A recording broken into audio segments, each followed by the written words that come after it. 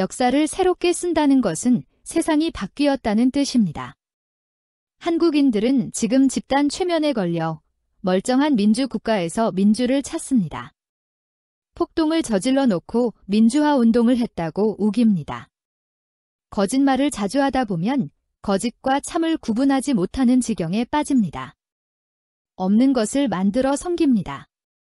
거짓으로 인기를 끌고 돈 벌어 먹는 사람들이 널렸습니다. 대한민국은 지금 환상의 나라입니다. 오늘은 제주도 4.3 사건에 대해서 총정리를 해보겠습니다. 요즘 인터넷에서는 젊은 층으로 보이는 네티즌들이 제주 4.3 사건은 군인과 경찰이 민간인들을 무자비하게 학살한 사건으로 대부분 인식하는 것으로 봅니다. 우연히 들었습니다만 공영방송 KBS 라디오에서 기자는 제주 4.3 사건은 제주 주민들이 평온무사하게 살고 있는데 공권력이 들어가 학살했으며 그 숫자가 무려 17만 명이나 된다고 설명했습니다. 이 기자는 당시 제주 시민이 31만 명이었는데 절반 이상을 죽였다고 덧붙였습니다. 공영방송에서 이런 방송을 하고 있으니 당시 상황을 잘 모르는 젊은 층이야 그대로 인식하지 않겠습니까? 그런데 이게 과연 맞는 말일까요? 그렇지 않습니다. 상식적으로 생각을 해도 맞는 얘기일 수가 없습니다. 특히 17만 명이나 죽였다는 주장은 전혀 근거도 없는 날조라고 봅니다. 공식적인 집계는 김대중 대통령 당시 제정된 제주 4.3 특별법에 의한 조사 보고서가 있습니다. 이 보고서에 의하면 사망자와 행방불명자 그리고 후유 장애자까지 합쳐서 1만 4,028명입니다. 이러한 공식적인 보고서가 있음에도 3만 명이니 8만 명이니 심지어 17만 명설까지 난무하고 있는 실정입니다. 어쨌든 1만 4천여 명이란 숫자도 어마어마한 숫자입니다만 이렇게 숫자를 부풀리는 것은 그 의도가 순수치 못하다고 봅니다. 그리고 학살이란 주장에 근본적인 문제가 있습니다. 4.3은 대한민국 건국을 방해하기 위해 자행된 공산주의자들의 폭동입니다. 4.3 사건 다음 달에 있을 대한민국 정부 수립을 위한 첫 국회의원 총선거를 방해하기 위해 무장한 인민유격대가 경찰서 습격을 시작으로 벌인 내란 폭동으로 당시 제주도 총 3개 선거구 중 2개 선거구에서 결국 선거를 못 치르고 나중에 재선거를 치렀습니다. 남로당 지령서, 인민유격대 보고서, 이덕구 인민유격대 사령관 선전포고문 등을 통해 명확히 확인됩니다. 1948년 4월 3일 새벽 남로당 제주도 당 인민유격대는 남로당 중앙당과 전남도당의 지령을 받고 도내 24곳 경찰지서 중 12곳을 일제히 습격하여 당일 경찰관 10명을 포함하여 27명이 피살되었고 인민유격대는 단 4명이 사살되었습니다. 4월 3일부터 5월 3일까지 한 달 동안 사망 60명, 부상 91명, 납치 21명, 방화 45건이 발생했으며 7월 24일까지 113일간 인명피해만 경찰관과 양민 307명이 사망한 데 비해 인민유격대는 16명이 사망했습니다. 이처럼 인민유격대의 기습 공격으로 초반 전세는 경찰서와 지서 소재지를 제외하고 이들이 절대적 우위에 있었고 특히 밤에는 이들이 도내 전역을 완전히 장악하였습니다. 이게 폭동이 아니고 항쟁이란 말입니까? 일설에는 그 며칠 전에 말을 타고 가던 경찰관이 어린아이를 치어 죽게 한 후 마무리를 제대로 하지 않아 주민들이 분노하여 일어난 사건이라고 주장하는데 그렇다고 무장한 주민들이 때로 몰려가 경찰서를 습격하고 경찰관들과 그 가족들을 무더기로 죽입니까? 그리고 선거사무소는 왜 습격하고 관련 공무원들은 왜 죽입니까? 상식적으로 납득이 되는 일일까요? 당시 제주에는 스탈린 만세, 김일성 만세를 외치는 포스터가 붙었고 폭도들은 소련 국가와 적기가를 불렀습니다.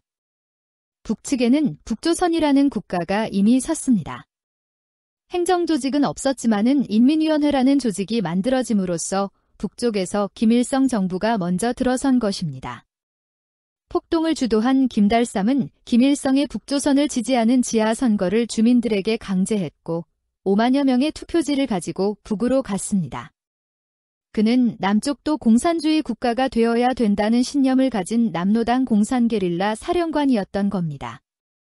김달삼의 뒤를 이은 이덕구는 대한민국에 선전포고를 했습니다. 반란입니다. 이들은 6.25가 발발하자 인민군 환영회를 조직하기도 했습니다. 그런데 이것을 두고 민중항쟁으로 미화한다는 것은 대한민국이 망하고 김일성 정권이 들어섰을 때의 이야기일 것입니다. 반란으로 발전해버린 4.3 폭동을 진압하는 과정에서 무고한 주민들의 안타까운 희생이 많이 발생했습니다. 게릴라전의 특성상 주민들과 인민유격대를 구별하기 어려웠고 아군과 적군을 구분할 수 없는 상황에서 내가 죽지 않으려면 의심스러운 상대는 우선 쏴 죽이고 보니 무고한 희생이 발생할 수밖에 없었습니다. 공산주의라는 거짓에 속아서 대한민국 건국을 방해하고 항적한 사람들의 죽음도 애석한 일입니다. 친척이나 이웃의 강압에 못 이기거나 살기 위해 폭도들에게 먹을 것을 제공하고 부역하다가 처형된 사람들도 있고 거짓 증언으로 희생된 사람들도 있을 것입니다.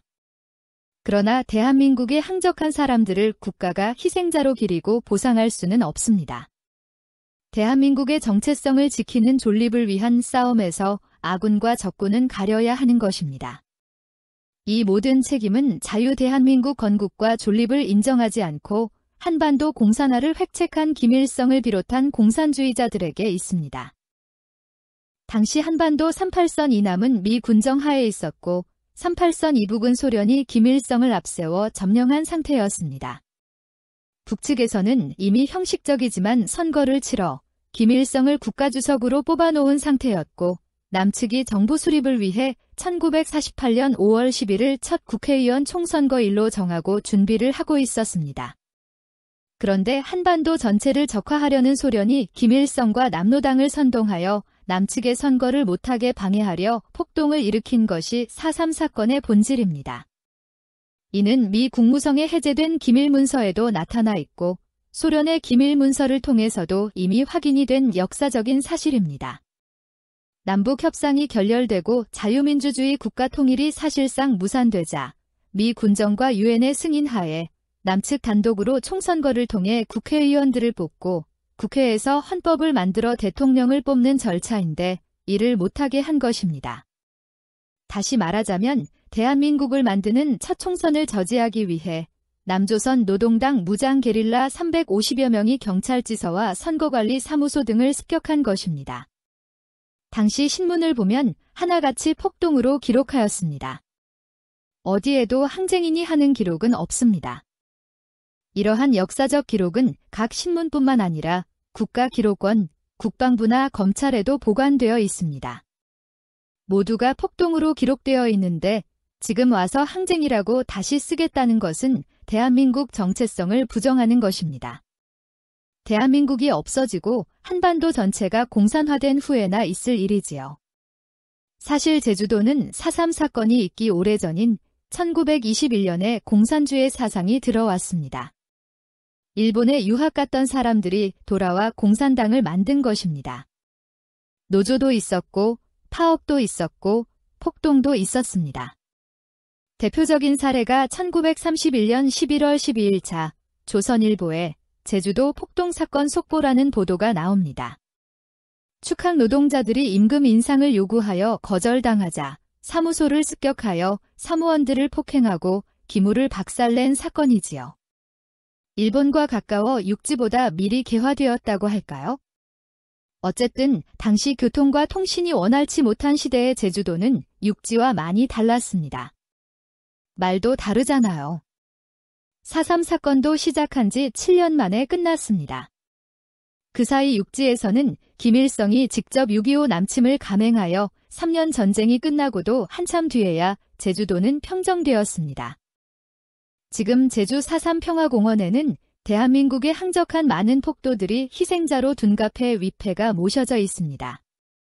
임산부의 배를 갈라 태아까지 죽인 사람도, 이웃 마을 사람들 수십 명을 죽창으로 찔러 죽인 사람도, 심지어 북한에서 파견된 간첩까지도 희생자로 둔갑해 있습니다. 이들을 민주유공자로 둔갑하는 일까지 있어서야 되겠습니까? 부모님을 죽인 폭도의 이름이 부모님의 존명과 함께 있는 것을 보고 충격을 받은 분도 계십니다.